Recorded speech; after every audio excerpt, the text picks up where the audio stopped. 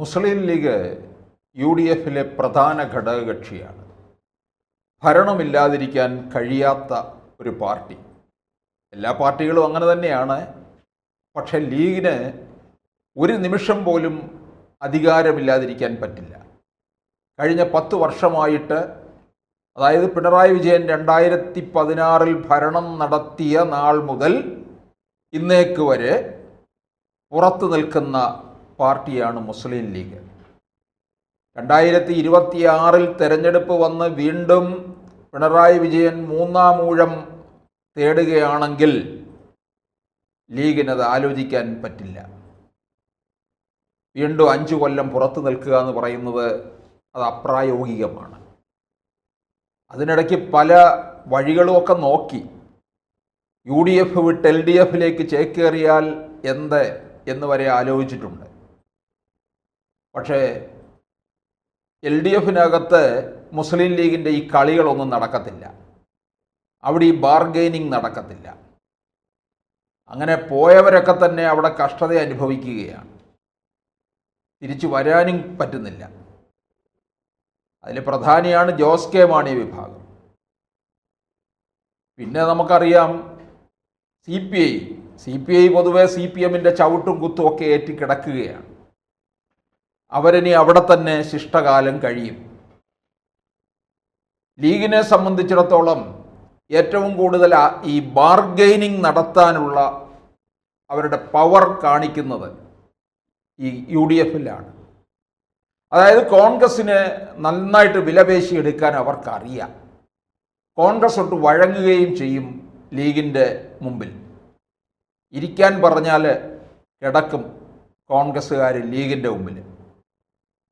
പ്രത്യേകിച്ച് എല്ലാ കാര്യങ്ങളും തുടങ്ങുന്നത് പാണക്കാട് പോയതിന് ശേഷമാണ്. അങ്ങനെയുള്ള ലീഗ് ഇനിയിപ്പോൾ വരാൻ പോകുന്ന നിയമസഭാ തെരഞ്ഞെടുപ്പിൽ കൂടുതൽ സീറ്റ് ചോദിക്കും. അവർ മിക്കവാറും ഒരു UDF തരംഗമുണ്ടാകുകയാണെന്നുണ്ടെങ്കിൽ കൊടുക്കുന്ന മിക്ക സീറ്റും വിജയിച്ചു വരാനുള്ള സാധ്യതയുമുണ്ട്. പോയ തവണ വരെ 5 മന്ത്രിമാരായിരുന്നു ഉണ്ടായിരുന്നത്. അത് മാറും. 6ാമതൊരു മന്ത്രിയായാൽ അത്ഭുതപ്പെടേണ്ടതില്ല. പിന്നെ ഉപമുഖ്യമന്ത്രി സ്ഥാനവും ഉണ്ടാകും. അതെന്തായാലും കുഞ്ഞാലിക്കുട്ടി തന്നെ ആകും. അങ്ങനെയുള്ള ഈ ലീഗ് ഇപ്പോൾ ചില തീരുമാനങ്ങളൊക്കെ കൈക്കൊണ്ടിരിക്കുകയാണ്. അതായത് ഇപ്പോൾ ഇരിക്കുന്ന MLAമാരും ഒക്കെ തന്നെ വളരെ മുതിർന്നവരാണ്. തഴക്കവും പഴക്കവും ഒക്കെ നേടിയവരാണ്. അതിനെയെല്ലാം ഒന്ന് ശുദ്ധികലശം നടത്തിയെടുക്കാൻ തീർച്ചപ്പെടുത്തിയിരിക്കുകയാണ്. അതുകൊണ്ട് 3 തവണ MLA ആയവർക്ക് ഇനി സീറ്റ് നൽകേണ്ടതില്ല എന്നുള്ള ഒരു തീരുമാനത്തിലേക്ക് കടക്കുകയാണ്. അങ്ങനെ വരുമ്പോൾ പല പ്രമുഖരും പുറത്തേക്ക് പോകും. അപ്പോൾ ആദ്യം നമ്മൾ ചോദിക്കും, കുഞ്ഞാലിക്കുട്ടിയോ? കുഞ്ഞാലിക്കുട്ടി എത്ര നാളുകളായി MLA ആണ്, മന്ത്രിയായിരുന്നു, ഒക്കെ നമുക്കറിയാവുന്നതാണ്. കുഞ്ഞാലിക്കുട്ടിയെ പരാജയപ്പെടുത്തിയിട്ടുമുണ്ട് 2006 KT ജലീൽ കുറ്റിപ്പുറം നിയമസഭാ മണ്ഡലത്തിൽ നിന്ന്. കുഞ്ഞാലിക്കുട്ടിക്ക് MK മുനീറിനും ഇളവ് നൽകാനായിട്ട് തീർച്ചപ്പെടുത്തിയിട്ടുണ്ട്. ആ ഇളവ് കാരണം കുഞ്ഞാലിക്കുട്ടി സഭയിൽ ഉണ്ടാകണം. കാരണം 2026 UDF അധികാരത്തിൽ വന്നാൽ കേരളത്തിലൊരു ഉപമുഖ്യമന്ത്രി വരുന്നുണ്ട്.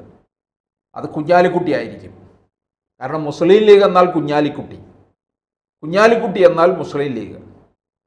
അതുകൊണ്ട് കുഞ്ഞാലിക്കുട്ടി സഭയിൽ വേണം. അതുകൊണ്ട് അവർക്ക് ഇളവ് അനുവദിക്കും. അപ്പോൾ ഈ 3 തവണ MLA ആയവർക്ക് സീറ്റ് നൽകേണ്ടതില്ല എന്ന് പറയുമ്പോൾ മിക്കവാറും 1 ഡസനിലധികം സീറ്റുകൾ ഒഴിഞ്ഞു കിടക്കാനുള്ള സാധ്യതയുണ്ട്. ഒഴിഞ്ഞു കിടക്കുക എന്ന് പറഞ്ഞാൽ ഇത്രയും പേർക്ക് ഇറങ്ങണം. പകരം വരാൻ പലരും ക്യൂ ഉണ്ട്, പല പ്രമുഖരുമുണ്ട്. അതായത് ഏറനാട് മണ്ഡലം നിലവിൽ വന്ന സമയം മുതൽ അവിടുത്തെ MLA ആണ് PK ബഷീർ. പിന്നീട് മഞ്ഞളാംകുഴി അലി, APA മജീദ് വിജയിച്ചിരിക്കുന്നത് തിരൂരങ്ങാടിയിൽ നിന്നാണ്. കഴിഞ്ഞ 6 തവണയായിട്ട് MLA ആണ്. ഒന്നാമത് ലീഗിനകത്തുള്ള പരാതി എന്ന് പറയുന്നത് പുതുമുഖങ്ങൾക്ക് വേണ്ടത്ര പ്രാതിനിധ്യം കൊടുക്കുന്നില്ല, യുവാക്കൾക്ക് വേണ്ടത്ര പ്രാതിനിധ്യമില്ല, വനിതകൾക്ക് വേണ്ടത്ര പ്രാതിനിധ്യമില്ല.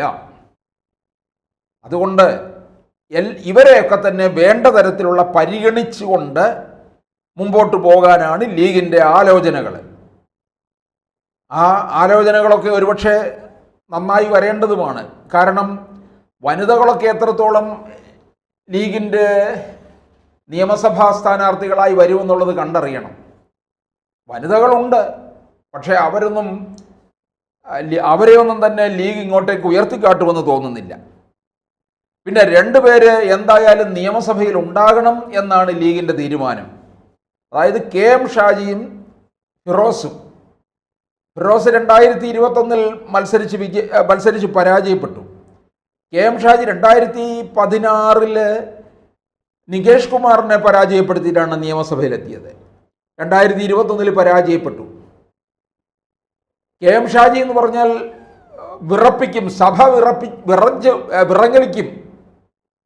KM ഷാജിയുടെ പ്രസംഗം പലപ്പോഴും പിണറായി വിജയന്റെ നെഞ്ചിലേക്ക് കൊള്ളുന്നതാണ്. അതുകൊണ്ട് തന്നെ പിണറായി നിയമസഭയിൽ കാണാൻ ഇഷ്ടപ്പെടാത്ത ഒരാളാണ് KM ഷാജി. മറ്റൊരാൾ KK രമയാണ്.